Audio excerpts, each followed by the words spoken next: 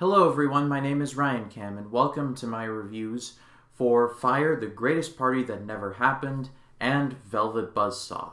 I'm combining these two reviews because these movies are currently both on Netflix, and so I figured, hey, why not kill two birds with one stone? I'll put in a time code in the lower third here, so if you want to skip forward to Velvet Buzzsaw, you most certainly can. But for now, I'm going to start off with my review for Fyre, The Greatest Party That Never Happened. This is a documentary directed by Chris Smith. It is a Netflix exclusive, and it tells the story of the Fyre Festival. It was supposed to be this big music festival that happened in Norman's Cay, Bahamas, around this time in 2017. This businessman named Billy McFarland and this rapper named Ja Rule teamed up and tried to create this Woodstock on the beach, if you will. And they seemingly had it all. They had the money, they had the talent, they had the location, they had everything they needed. So what happened? Well, among other things, bad planning, a lot of bad luck, and a crap ton of bad business. And this documentary tells the tale of how something with so much promise could fall so quickly. I am fascinated by modern music. I don't listen to a ton of it, but I'm fascinated by how music is made, well, in general, really. And so when I heard about this Fyre Festival, I'm like, whoa, that's one of those instances where the truth is clearly stranger than fiction. Because the Fyre Festival is one of those things that sounds like it's something out of a movie that's trying to be the Wolf of Wall Street, but is failing miserably. But this actually happened in our lifetime. And for that reason alone, I found this documentary to be just fascinating. I should let you all know now that this is in fact a documentary, so it's not like a dramatic reenactment. It's not a straight-up fictional movie. It cuts to footage that the owners took of promotional shoots and just them building all the stuff interlaced with talking heads. If you find that boring, then you will more than likely hate this movie. I personally enjoy it, and I enjoyed this movie wholeheartedly. I just found myself routinely going, wow, because the whole business behind this festival was just so screwed up. And you could tell just in the voices of the talking heads, because I had a feeling that they wanted it to work, but at a certain point they just either A, resigned themselves to it wasn't going to work, or B, they just didn't care anymore. But they insisted on being team players, and their loyalty is incredibly admirable. But they got burned. Hard. A lot of these talking heads are either A, being sued, or B, in a lot of other legal trouble. There was this one story that was just funny in how messed up it was. Andy King, the producer behind the festival, he was sent to help negotiate a rental car deal with this local company on the Bahamas. And the guy behind it said, hey, listen, Andy, the guy is canceling on us. I'm going to need you to iron out a new deal. And Andy was like, I don't know if I can do that. And then, well, the creator of the festival made a deal to the local rental car company owner that Andy King, the producer of the festival, because he was gay, he would give him fellatio, basically oral sex. It didn't happen, and Andy King was like, that didn't happen. I was going to do it for the sake of the festival, but that never happened.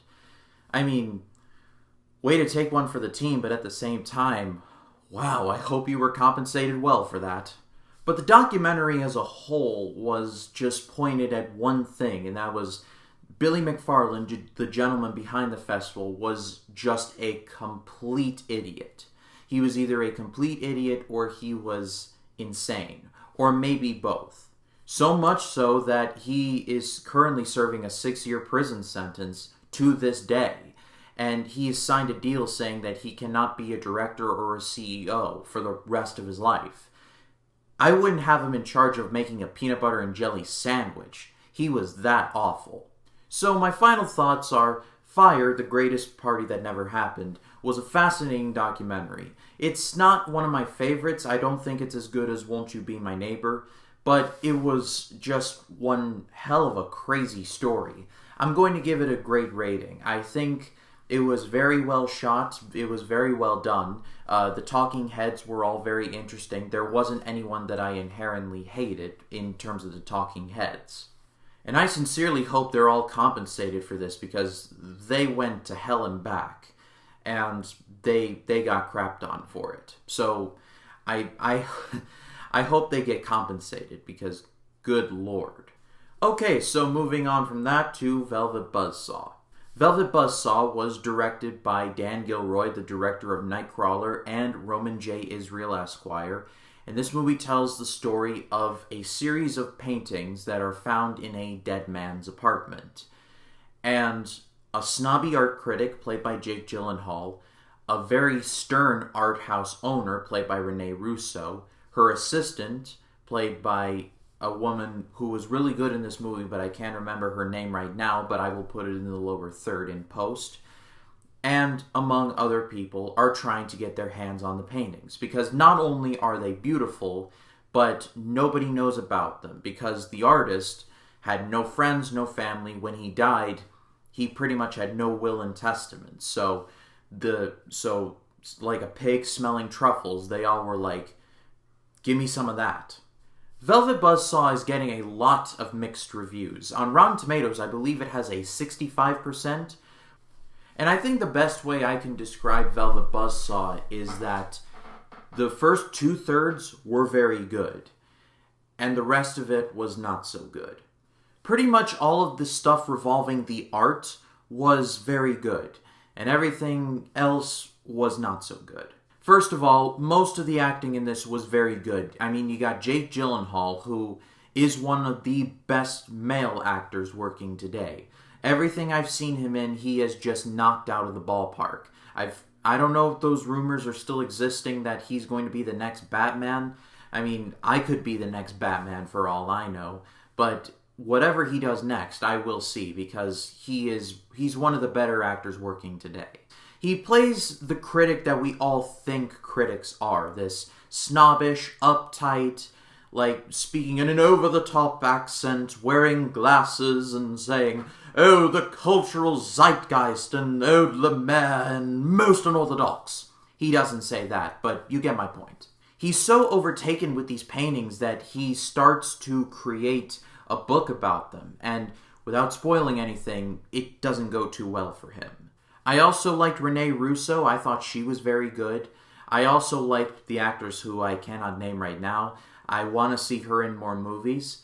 Daveed Diggs from Hamilton and Blindspotting, my apologies. He was also very good. He's not in the movie much, but what you do see of him, he does do a very good job. And even John Malkovich, who is in a lot of these Netflix movies. I know he was in Bird Box, and he's also in this one. He has a small bit part, and he is also very good. There's a mystique built around this art, that how it's pretty much driving everybody nuts. But then the mystique gets shattered, and it doesn't end well. Some of the scares in this movie, I think Final Destination would go, "No, we are above that." I think the best way I can describe Velvet Buzzsaw is a fascinating idea. In terms of execution, it could have been done a lot better. I'm going to give it a good rating. I don't think I can give it any higher than that, and I don't think I can go any lower than that. I wanted to like this movie a lot more than I did, but I just thought the movie was fine. But that's all for me, guys. Thank you so much for watching. If you liked this video, please be sure to leave a like. And if you saw either one of these movies, leave your thoughts in the comments section below. I do read the comments, so please fire away. And if you'd like to follow me on social media, the links to my Facebook, Twitter, Instagram, and Stardust will all be in the description below. My name is Ryan Cam, and I'll see you in the next one.